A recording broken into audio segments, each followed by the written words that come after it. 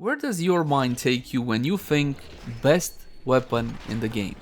Is it the weapon with the best DPS, the best KPS, the one that can deal the most amount of damage with a single shot? Is it your favorite weapon? You see, there are a lot of subjective factors when it comes to the quote-unquote best weapon. But you know what? The Mausolon excels in a lot of those categories, and from my point of view, right now in 2023, the Mausolon is the king of heavy weapons. And today, my friends, we're going to be diving deeper into this one. Now, not a lot has changed since the weapon's release in 2020, simply because the developer had bigger fish to fry, and we didn't see a whole lot of updates regarding heavy weapons. But this will still be an absolutely amazing experience with this beautiful weapon. As always, my name is Leyzar, and this is the Mausolon. Let's begin by having a look at how the weapon handles without any mods equipped. And for that, just a couple of our usual free shots. When you call your heavy weapon or your arc gun down from the sky, you're gonna be getting the benefit of a pretty sizable area of effect knockback. Now, the range itself is about 8 meters, and you're not going to be getting a cooldown on your arc gun if you're not going to use any ammo from it. For example, I can use it again if I want to. So if you're in need of crowd control, you can access the arc gun deployer. This is not unique to the Mausolon per se. You can use any arc gun to this effect, and the range would be something around 8 to 9 meters. As you can see, I didn't manage to hit this target, which is 11 meters away. So again, you're looking at about 9 meters worth of range.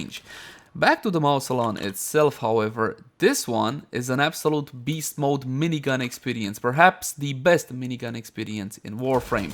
You're going to be able to kill your targets in rapid fashion. Now I'm going to be using these level 1s to illustrate the functionality of the weapon. Now you see, underneath my crosshairs, there's a bit of a loading bar. Every time you get a kill, you're going to be getting yourself one little chunk of loading. After 5 targets have been taken out with the primary fire mode, you're gonna get yourself a full bar, which gives you access to the secondary fire mode. You're also gonna get an audio cue, and the bar is a little bit glowy. Aim for the feet of enemies, as that's the way to deal the most amount of damage, because this is a hit scan laser that explodes upon contact. The initial contact between it and the target also deals a significant amount of damage, so bear that one in mind. Of course, again, these are level 1s. Now, if I'm gonna call the arc gun down from the sky again, I'm gonna be getting a cooldown simply because I used some of its ammunition. But as soon as it's up, and the ammunition has been regenerated by itself without me having to pick anything up. Now let's talk limitations of arc guns in general. You're gonna need yourself the arc gun deployer. The arc gun deployer is obtainable from Fortuna. Do the quests there. You have to get this one. There's simply no ways around it.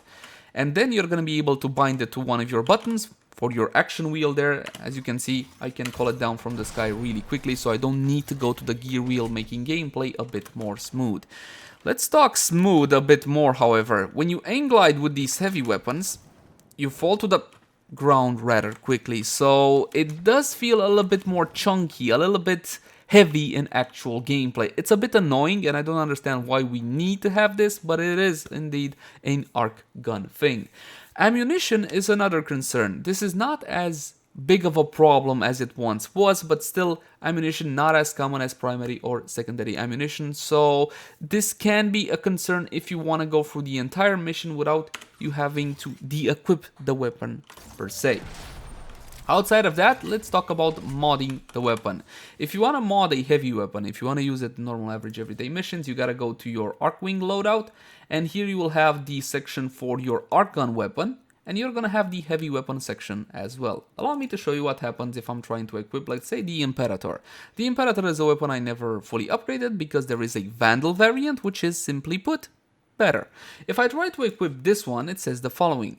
Weapon must first have an Orokin Catalyst installed before installing Gravimag to allow the use of heavy weapons. Install now, yes or no. So you got yourself the Orokin Catalyst you gotta put in to double the mod capacity, which is normal, and then the Gravimag itself. It requires a bit more when it comes to these weapons.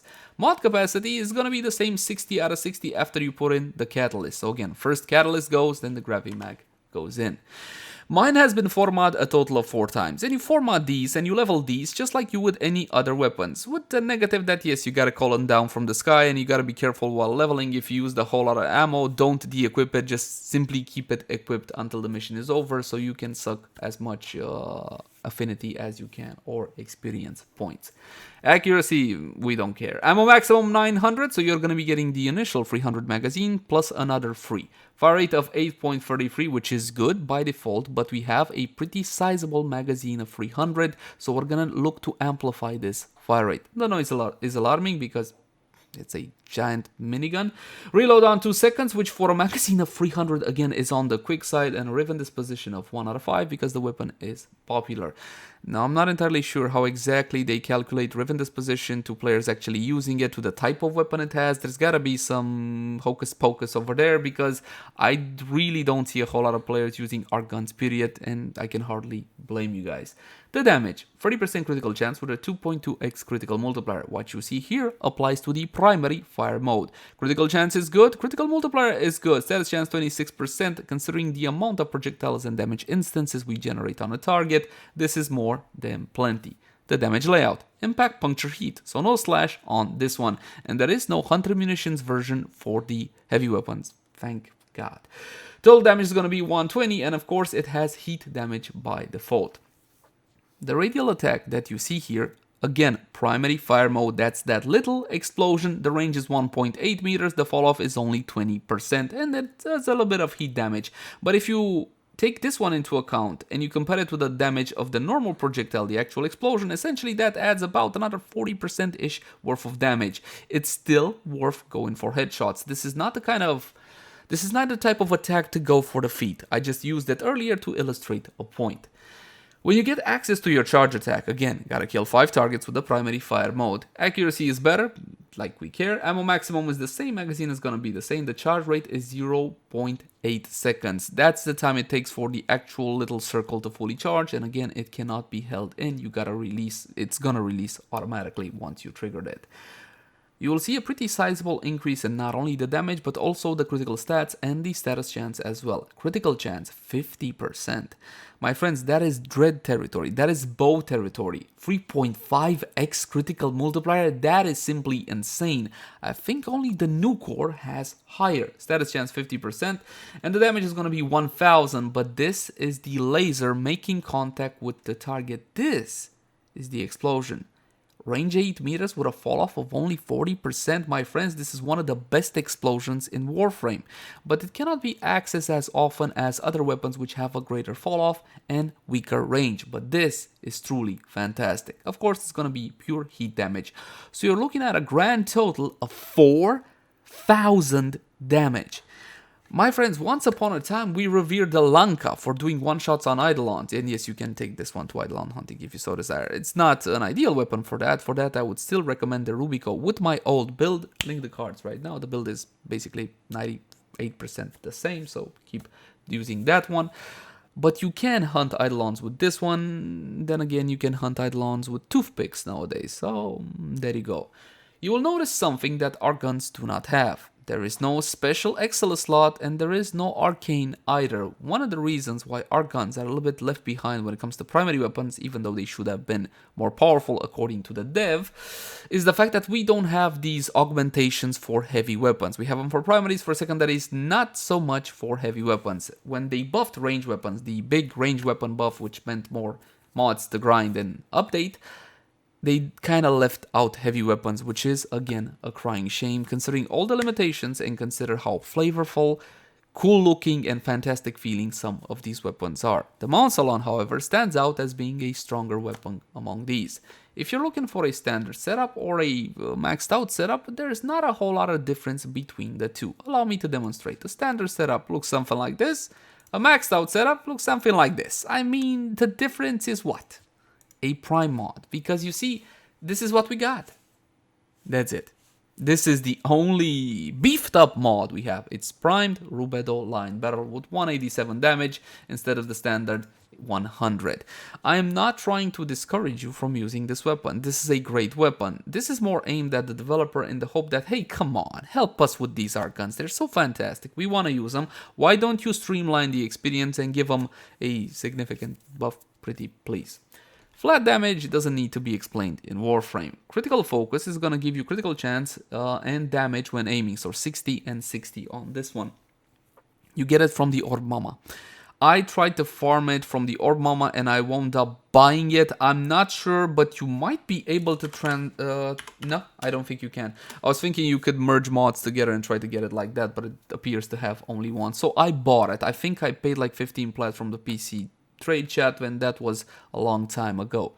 Automatic trigger is a given with this weapon. We have a 300 magazine, we're gonna amplify that with 60% fire rate. At this point, it's a no-brainer. More flat critical strike with Feralax scope, there's no prime version to this one or anything of the sort. And we also got critical damage from hollowed bullets. So critical chance, critical damage, Feralax scope, hollowed bullets, critical focus. These are the mods you need to get. Critical focus might be the most problematic. Dual rounds is multi-shot, and as before, multi-shot is the best thing on everything. If you're gonna go through the route of a Riven mod, make sure it has multi-shot on it. The rest we can debate. Oh, I like damage, you don't like damage, I want faction damage. I don't even know if faction damage can roll on Rivens. You guys let me know in the comment section down below if it can roll on arcgun Rivens. I know for a fact they can roll on normal weapon Rivens, primary and secondary, that is. But with a disposition of 1 out of 5, you really want to do that to yourself? You do? Okay, have fun then with that one. And finally, 60 mods, just like you would mod primary or secondary weapons. You got contamination casing with toxin and charged bullets for electricity.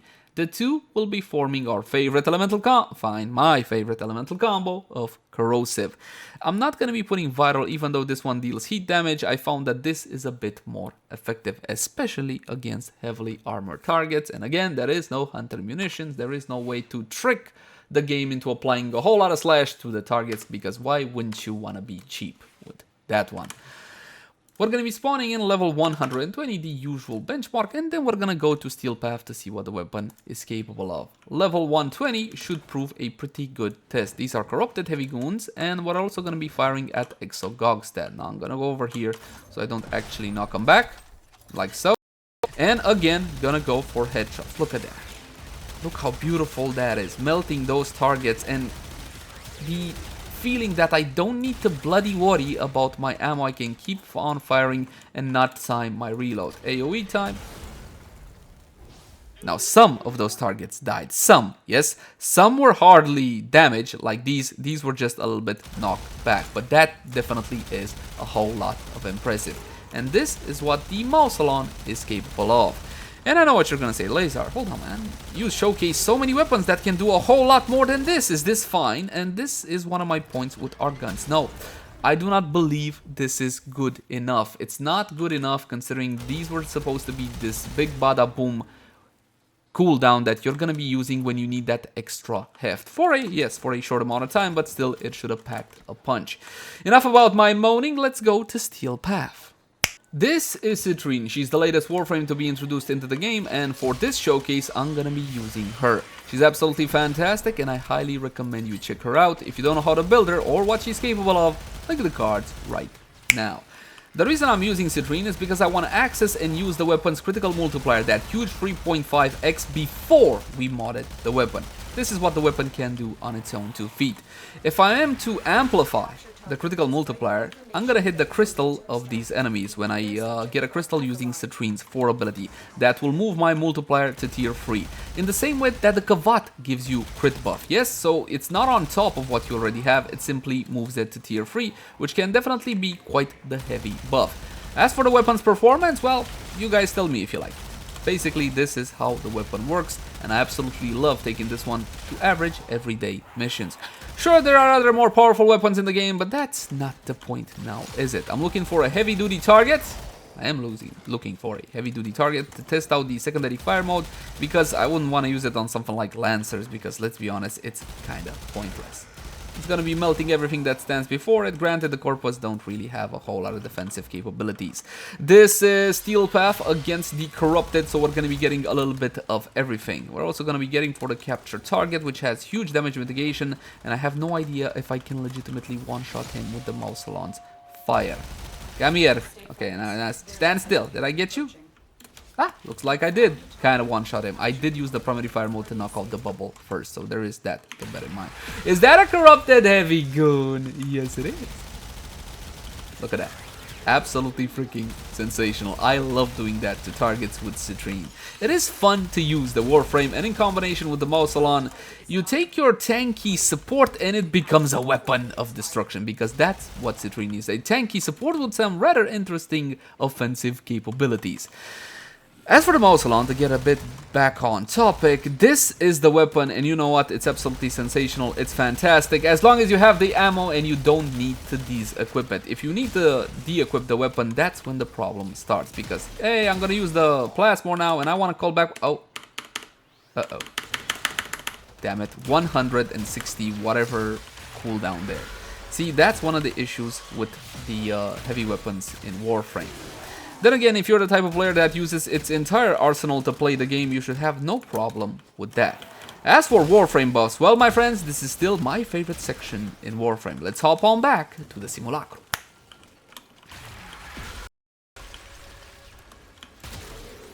When it comes to Warframe buffs, you can't go any better than Lady Mirage Prime and her outstanding buffs. Corrosive projection against heavily armored targets at this point should be a given. It's not mandatory by any stretch of the imagination. If your build calls for energy siphon, go for energy siphon. Swift momentum or whatever else, not important. Corrosive projection is here because it is effective at what it does, minus 18% enemy armor. If the aura is that relevant to you, please don't forget about coaction drift that can take this spot right here. Coaction drift reads a little bit on the funny side. It says 15% aura strength and 15% aura effectiveness. And of course, that's a bit of mumbo jumbo. Now, if you want to know exactly what it does to your aura, head on over to the wiki. They have a nice table there outlining exactly the effect of coaction drift for each and every single relevant aura. When it comes to the arcanes, these are going to be a whole lot more impactful. We're only going to be using one because you don't really have a whole lot of arcane arcanes per se. So we're just going to be relying on Arcane Avenger. This one on damage, 21% chance for the 45% critical chance bonus additive after. You don't really have something like flat damage for your heavy weapons. You don't really have a whole lot of everything when it comes to heavy weapons, but we can use Avenger and we shall. Companion buffs as per the usual. Well, no, not as per usual. You cannot use the Sentinel. I just realized that now, because you see, the Sentinel trick says use any Sentinel you want, and on the Sentinel weapon use the Vigilante mods, but this offers its critical bonus to primary weapons. Therefore, your best in slot is gonna go back to the Panzerwolfpfeiler and the fact that this will be applying vital procs to your targets. That's a bit of a bummer, now isn't there? We're gonna unpause the enemies, max out the level at 165, Exo Gogstad and the corrupted heavy goons as before. Activate Mirage's Empower ability and her free ability Eclipse for an absolutely outstanding 840% Eclipse buff, which is a whole lot more than 840% damage. One more time, Empower, clones, and call down the Mausolon, the mighty Mausolon from the sky.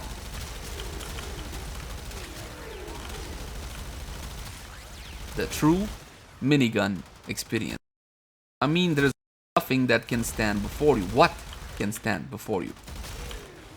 We can also use the secondary fire mode, which is totally unnecessary with these kinds of buffs, but gotta bear in mind something, my friends. This is Mirage. This is not only a credit to the weapon itself, but also to Mirage Prime. Let's try to kill him from over here with the secondary fire. Did they all die? Yeah, they're all gone. And these were the Exo Gogstad, if I remember correctly. My friends, this is the Mausolon. Even though archguns are underpowered right now in Warframe and kind of forgotten, they still can offer a whole lot of enjoyment and a whole lot of fun. And this is a weapon I recommend to just about everyone. If you can get the archgun deployer from Fortuna 100%, go for the Mausolon as your first weapon choice. As always, my name has been Leyzar. Thank you guys so much for watching. Like, favorite, share, and subscribe only if you enjoy the content. If you got any feedback for me, I would love to read it in the comment section down below. Also, in the comment section down below, if you want to see a particular weapon review, like Leyzar, I would like to see this weapon review or that weapon review, and so on and so forth. Kaboom. You can also find me on Twitch, Facebook, Twitter, all the usual places. And if you love the content and you want to help me keep making it, consider supporting us via Patreon. There's going to be a link in the upper portion of the screen in the cards right about now. I'll catch you guys in the next one. Bye-bye.